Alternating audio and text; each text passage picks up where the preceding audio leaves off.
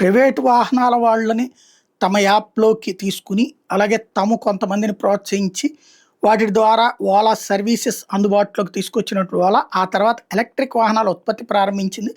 భారీగా చేసుకొస్తుంది. ఇప్పుడు ప్రముఖ విద్యుత్ ద్విచక్ర వాహన తయారీ సంస్థ అయిన ఓలా ఎలక్ట్రిక్ అనేది అరుదైన మైలురాయిని సాధించింది. తమిళనాడు కృష్ణగిరిలో ఉన్న ఫ్యూచర్ ఫ్యాక్టరీ నుంచి 1,000,000 అంటే 10,00,000 వాహనాలను ఉత్పత్తి చేసినట్టు అధికారికంగా ప్రకటించింది.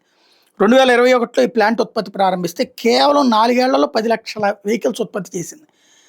తమ మీద విశ్వాసం ఉంచిన ప్రతి భారతీయుడు ఈ ఆనంద క్షణాలు జరుపుకోవాల్సిన సందర్భం అంటూ ఓలా ఈ సందర్భం పేర్కొంది.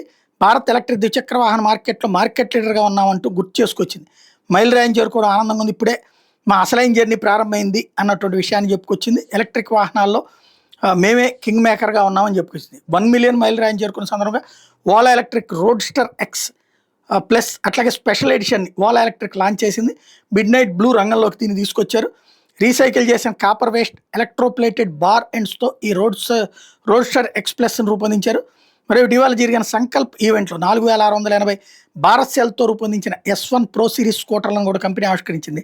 అట్లాగే S1 ప్రో స్పోర్ట్ పేరుతో కొత్త స్కూటర్ను కూడా ప్రకటించి స్పోర్ట్స్ సెగ్మెంట్లో కూడా అడుగుపెడితే వచ్చే జనవరి నుంచి ఈ స్కూటర్లు డెలివరీ రాబోతున్నాయి.